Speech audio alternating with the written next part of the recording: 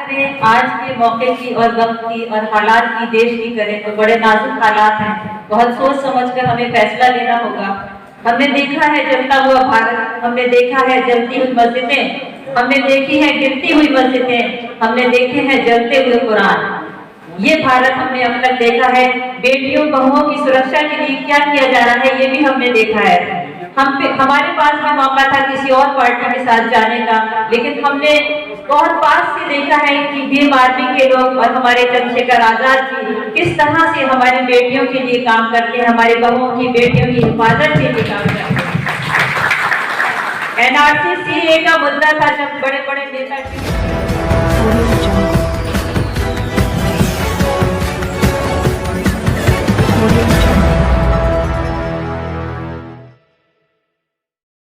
राफिया शबनम ने कहा, हमें अपनी लड़ाई लड़नी है तो हमें भाजपा को सत्ता से उखाड़ कर फेंकना होगा।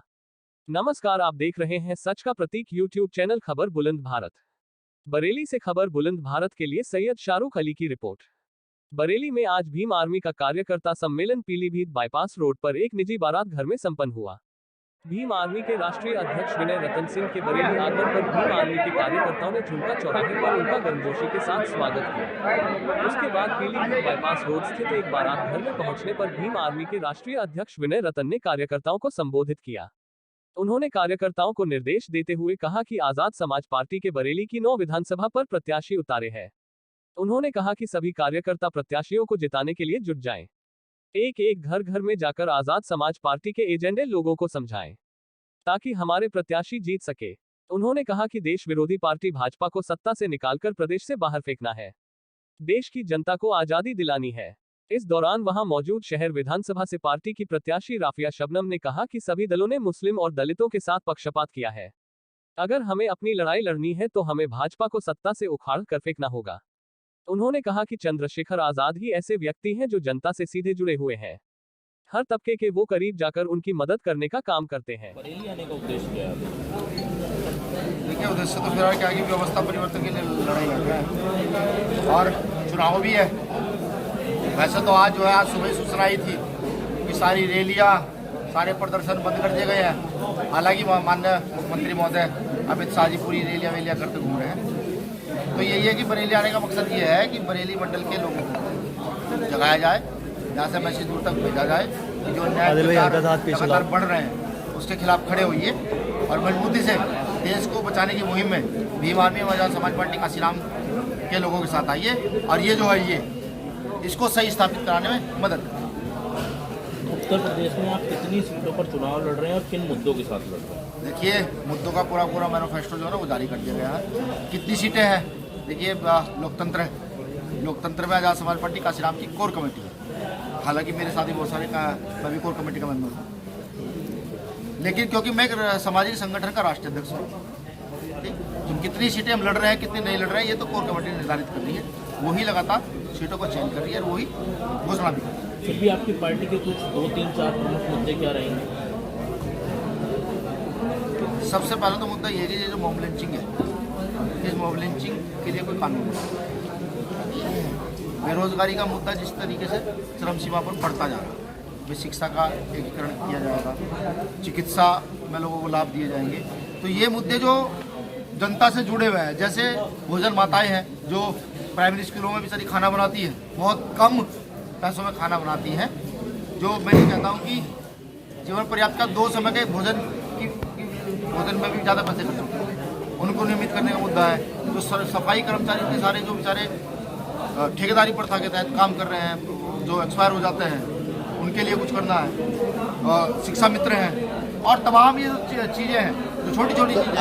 अखिलेश जी से काफ़ी समय तक बातचीत चलती रही कि गठबंधन हो जाएगा, क्या वजह थी कि गठबंधन नहीं हो पाया? देखिए, ये तो अखिलेश जी बता पाएंगे जी, ये तो अखिलेश जी बता पाएंगे। तो बीएसपी के साथ आप लोग क्यों नहीं गए? ये आज नहीं कह सकता आप क्यों नहीं गए। भाई चंद्रशेखर आजाद जी ने खुले लेटर लिखे और नेशनल मीडिया के माध्यम से कहा कि भाई हमारा सबसे पहला उद्देश्य बीएसपी के साथ ही गठबंधन करना। भागीदारी परिवर्तन मोर्चा का हिस्सा बनने जा रही है क्या आजाद समाज पार्टी? ये तो आज भाई साहब की बैठक थी, माफी चाहूँगा, प्रेस कॉन्फ्रेंस, ये तो उसे सुनूंगा तो पता लगेगा क्योंकि अभी मैंने सुनी नहीं है। जैसे कि आपने लगभग 1 घंटे का अपना जो संबोधन दिया, इसमें आपने कहीं भी विकास की और स्वास्थ्य से जुड़े किसी मुद्दे पे बात नहीं की, इस पर आप क्या करेंगे? देखिए, विकास किन लोगों का होना चाहिए, सवाल ये है। विकास किसका होना चाहिए? जिनका विकास हो चुका है। लगातार विकास प्रदेश का होना चाहिए, आप लगातार प्रदेश का होना चाहिए। पिछड़ों का भी विकास होना जरूरी है। नहीं, देखिए प्रदेश बहुजन समाज का विकास आज तक नहीं हुआ है। किसी भी मुद्दे पे बात नहीं। जी, देखिए विकास वहाँ की जनता का होना चाहिए। मैंने एक बहुत महत्वपूर्ण मुद्दा कहा है, इसमें अगर आप लोग याद हो, कि इस देश की खुशहाली का रास्ता खेतों खलिहानों से होकर डालो। उस समय मैंने कहा कि जो मैं समझता हूँ खेतों खलिहानों से होकर गुजरने वाले लोग कौन है, जो वहाँ मजदूरी करते हैं, जो छोटे किसान हैं, उनकी उन्नति होगी तो प्रदेश की, देश की उन्नति तभी हो सकती है। सबसे महत्वपूर्ण मुद्दा तो यही है भाई, प्रदेश की उन्नति किन से है? वहाँ के लोगों से। लोग कौन? वहाँ के अनुसूचित जाति, अनुसूचित जनजाति, पिछड़े वर्ग के लोग, वही तो हैं। जब गठबंधन इलेक्शन आ रहे हैं, सीधा इलेक्शन से ना जोड़ा जाए।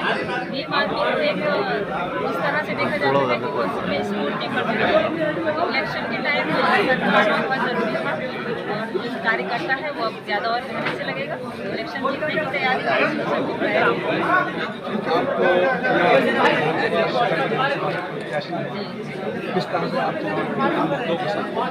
देखिए, जैसे कि अभी सर ने भी कहा कि छोटा जो वर्ग है, जो बहुत छोटा है, जिसको निगलेक्ट करता है, सरकार भी निगलेक्ट करती है, उन मुद्दों से शुरुआत करी है। तो बहुत अच्छी बात है कि आंगनबाड़ी कार्यकर्ता और जो शिक्षा मित्र है वहाँ से बात शुरू करी है। हम आपसे कहें कि हमने विकास की बात करेंगे, शिक्षा की बात करेंगे, रोजगार की बात करेंगे, सारी फर्जी सी बातें लगती हैं। लेकिन अगर आप मुझसे पूछेंगे कि विधानसभा में मैं लड़ने आई हूँ और विधायक बनने की मैं कोशिश करती हूँ, तो मेरा मुद्दा सबसे पहले, अगर मैं अपने क्षेत्र की बात करूँ, जिस तरह से मैंने पिछले दिनों देखा है क्षेत्र में जाकर, तो मेरा सवाल उन विधायकों से है कि आप इतने वर्षों से विधायक थे, आपने क्षेत्र में किया क्या है? मुझे कहीं अच्छी हालत में स्कूल नहीं दिखा, मुझे कहीं अच्छी हालत में आपकी स्वास्थ्य व्यवस्था नहीं दिखी, एक एम्बुलेंस किसी वार्ड में मुझे आज तक नहीं दिखी। तो मेरी प्राथमिकता ये होगी कि मैं हर वार्ड में एक एम्बुलेंस लगाऊं और जो शिक्षा में जो बच्चे पीछे हैं, जो फीस नहीं दे सकते, उनके लिए मैं एक अपने स्तर पर खोलना चाहूँगी। मैं ये नहीं कहती कि मेरे मैनिफेस्टो में या पार्टी के मैनिफेस्टो में, मैं विधायक बनने के बाद ये सुविधाएं अपनी जनता को देना चाहती हूँ।